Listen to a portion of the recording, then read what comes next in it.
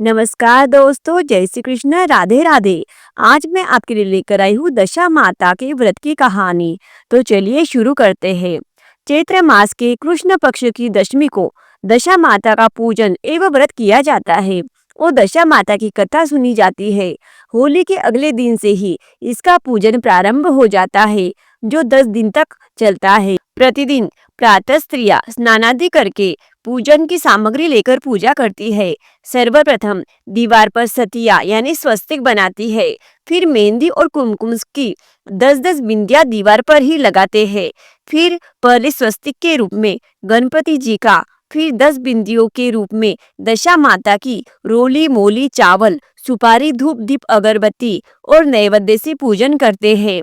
पूजन के तत्पश्चात प्रतिदिन दशा माता की कथा सुनने का विधान है। दशा माता की पौराणिक कथा कुछ इस प्रकार है। एक राजा रानी थे, उनका नाम नल और दमयंती था। रानी ने दशा माता का व्रत कर डोरा गले में बांध लिया।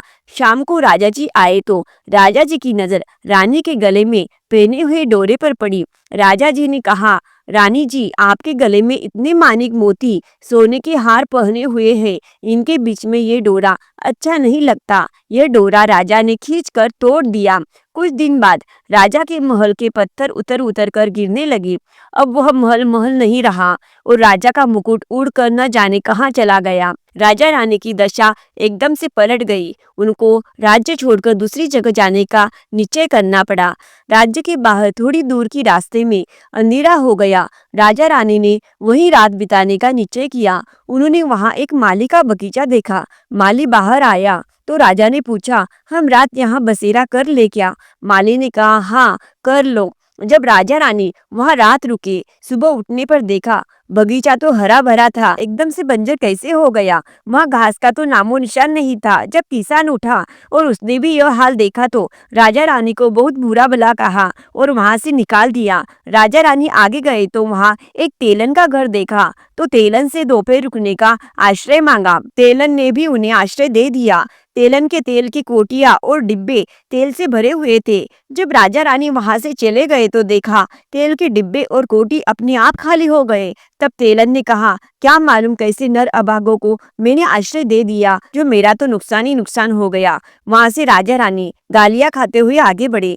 थोड़ी देर बाद राजा की बहन का गाँव आया। राजा ने किसी से कहलवाया कि उसके भाई भौजाई आए हैं और तालाब के किनारे रुके हुए हैं। बहन ने यह समाचार सुना तो भाई भौजाई के लिए 2-4 ठंडी रोटी ऊपर 2 प्याज डालकर नौकर के साथ भिजवा दिए और वापस समाचार कहलवाया कि अभी मेरे को समय नहीं है और यह कलेवा कर ले। भाई भौजाई ने आपस में कहा, बहन का कोई कसूर नहीं, सब अपनी दशा का चक्कर है। अपनी दशा खराब है, इसीलिए सभी बेरी हो गए हैं। और दोनों ने रोटी और प्याज वहां पर खड्डा खोदकर गाड़ दिया।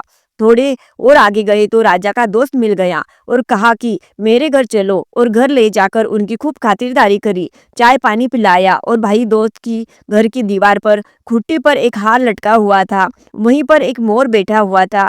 उसने वह हार निगल लिया। राजा रानी वहां से रवाना हो गए। दोस्त की पत्नी ने देखा कि जो हार खुट्टी पर टिका हुआ था वो वहां पर नहीं है। दोस्त की पत्नी ने कहा कि जिन्हें आपने घर पर बुलाया था उन्होंने मेरा हार चुरा लिया है। पति ने कहा कि मेरा दोस्त चोर नहीं है, गरीबी के कारण ले गया होगा। राजा रानी ने सोचा कि अब हम दोनों को एक ही जगह पर जाकर रहना चाहिए, जहाँ हमें कोई नहीं जानता हो और कोई नहीं पहचानता हो। राजा रानी एक जंगल में चले गए। वहां पर राजा दिन में लकड़ियां की भारी बेचकर उन पैसों से आटा, नमक, मिर्ची आदि लाकर अपना गुजारा करते। एक दिन रानी ने राजा से कहा कि मैं दशा माता का व्रत करूंगी, मुझे कच्चा सूत का डोरा और कोकड़ी लाकर देना।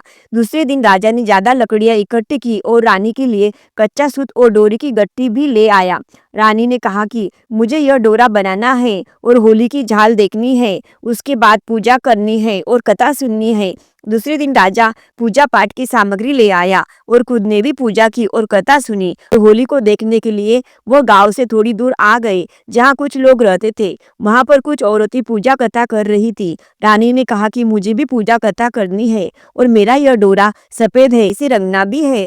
औरतों ने कहा कि यहाँ पर बहुत रंग पड़ा है, रंग लो। रानी ने दशा माता के डोरे का 10 तार किया और 10 गांठ लगाई और रंग से रंगा और होली की झाल दिखाकर अपने गले में पहन लिया। लिया। डोरे के गले में पहनते ही राजा की लकड़ियां चंदन की हो गई और बहुत महंगी बिकी। लकड़ियों का पैसा लेकर राजा जी खुशी खुशी घर आए। रानी भी पीपल की पूजा कथा करके दशा माता की कहानी सुन के घर के लिए रवाना हो गई। वहां दशा माता के समेत 10 कहानियां सुनी।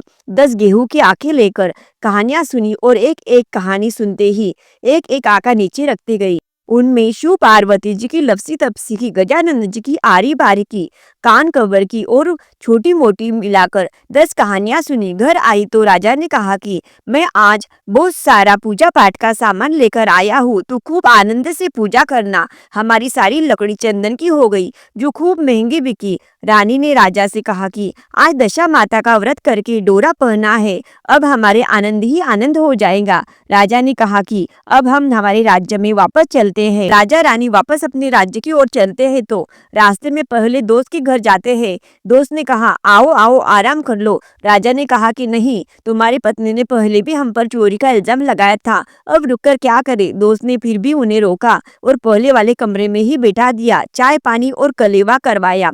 राजा रानी ने देखा कि जो खूंटी पर मोर बैठा हुआ था उसने वह हार वापस उगलाना शुरू किया। दोस्त को आवाज लगाई कि देख, तुम्हारा हार मोर वापस उगल रहा है। दोस्त ने देखा तो विश्वास हो गया कि मेरे दोस्त की दशा खराब होने की वजह से उसे ऐसा दिन देखना पड़ा। राजा फिर अपनी बहन की गांव से गया तो उसकी बहन ने उसको बहुत बढ़िया बढ़िया भोजन करवाया, लेकिन राजा रानी ने नहीं किया। जब पहले की जगह जहाँ पर उन्होंने खड्डा खोदकर रोटी और प्याज को डाला था, देखा तो रोटी और प्याज सोने चांदी के हो गए, जिनको बहन को देकर वहां से चले गए। वो तेलन के घर पहुंचे। तेलन ने उनको रुकने को मना कर दिया, कहा कि पहले भी कौन अभागे आए थे जिनकी वजह से मेरे तेल के डिब्बे और कोटियां खाली हो गई। राजा रानी ने कहा कि वो अभागे हम ही थे, हमारी दशा खराब चल रही थी जिसकी वजह से यह दिन देखने पड़े। और तेलन के घर रुक गए तो तेलन ने देखा कि उसके सारे डब्बे और कोठियां वापस से तेल से भर गई। आगे आकर उन्होंने माली के बाग में विश्राम किया तो वापस खेत और बाग बगीचा हरा भरा हो गया। प्रजा को पता चला कि राजा रानी आ रहे हैं तो प्रजा बहुत खुश हुई। राज्य में आते ही दशा माता का डोरा पहनने की वजह से महल वापस से खड़ा हो गया और राजा रानी ने दशा माता की जय जयकार की। हे दशा माता, जैसा राजा रानी को टूटा वैसा दशा माता की कहानी कहने वाले को, दशा माता की कहानी सुनने वाले को और हुकारा बनने वाले को सबको टूटना। जय हो दशा माता की।